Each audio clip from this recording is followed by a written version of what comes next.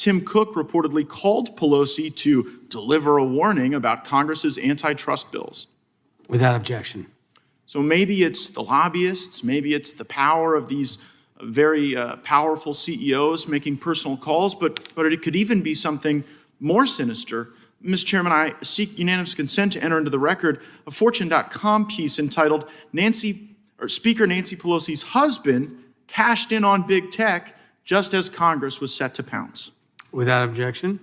And in that article, there's discussion of the spouse of the Speaker of the House making a $6 million call on stocks that netted $5.3 million while we're not moving these bills. This is my favorite subcommittee in my half-decade in Congress, and in no small part because of the way you've led it. I am incredibly proud of the work we have done to address some of these anti-competitive practices of these monopolistic entities. And I was particularly persuaded by the testimony of Mr. Gross regarding how that market power of big businesses like Amazon can limit the ability of workers to have any type of meaningful negotiation. Congresswoman Jayapal led legislation that the chairman of the committee, the chairman of the subcommittee, Mr. Buck, and myself supported that would force the breakup of companies like Amazon into smaller entities. And I wanted Mr. Gross's perspective on that. Do you believe, as a negotiator, that would improve the position of workers to break up companies like Amazon and other big tech companies into smaller entities? Well, I'm not an expert on this field.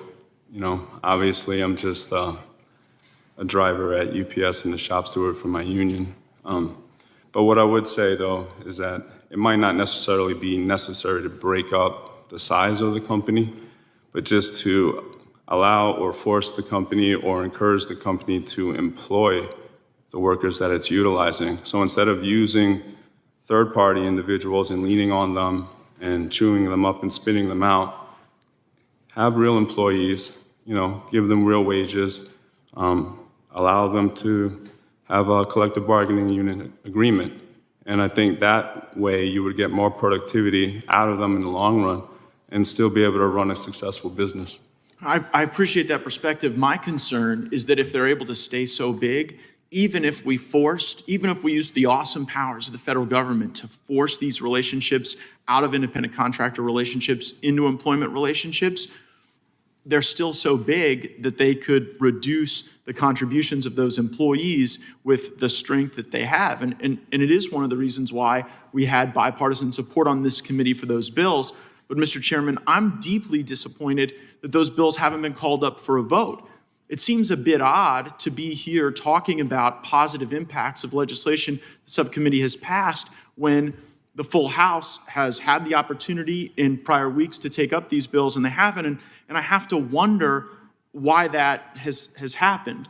And so, Mr. Chairman, I seek unanimous consent to enter into the record a piece from the New York Times entitled "Tech Giants Fearful of Proposals to Curb Them, Blitz Washington with Lobbying." Without objection. And so that could be a reason, the power of lobbyists in this town to make things tougher for workers. I guess there could be other reasons too. Mr. Chairman, I would seek to enter into the record a piece from Yahoo News entitled "Tim Cook reportedly called Pelosi to deliver a warning about Congress's antitrust bills." Without objection. So maybe it's the lobbyists, maybe it's the power of these very powerful CEOs making personal calls, but it could even be something more sinister. Mr. Chairman, I seek unanimous consent to enter into the record a Fortune.com piece entitled "Speaker Nancy Pelosi's husband cashed in on big tech just as Congress was set to pounce." Without objection. And in that article, there's discussion of the spouse of the Speaker of the House making a $6 million call on stocks that netted $5.3 million while we're not moving these bills. So I thought that was a little odd. I thought that was weird. We moved bipartisan legislation out of this subcommittee, and just as we're considering it, and it might be bad for big tech, the speaker's spouse goes and buys all this big tech stock, and then lo and behold, here we are with the bills not called up. And it just makes you wonder, did somebody know something? Was somebody acting on information? And it could have been the power of the lobbyists and all the money that they donate to members of Congress on both sides. It could have been people like Tim Cook calling, but here's what we know. These bills aren't coming to the floor.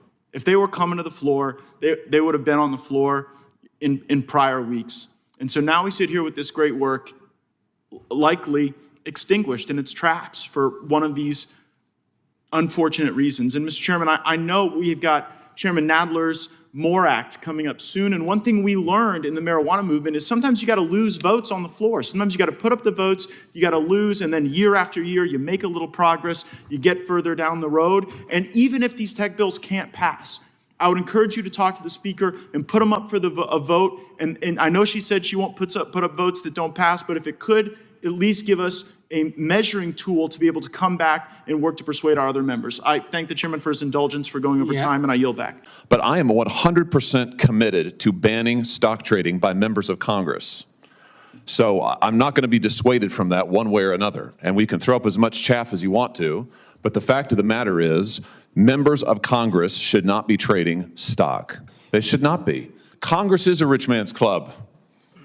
That's the problem. That's what we're trying to fix. I would suspect that I probably have the fewest assets of anybody sitting on this dais. I am not a rich man, unlike those to my left.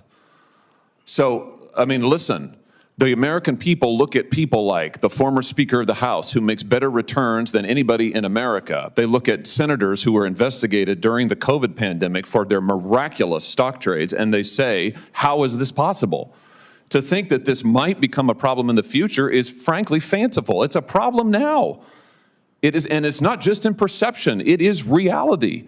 Members of Congress are trading daily based on information that the public doesn't have. And now I'd like to recognize Senator Hawley for his comments.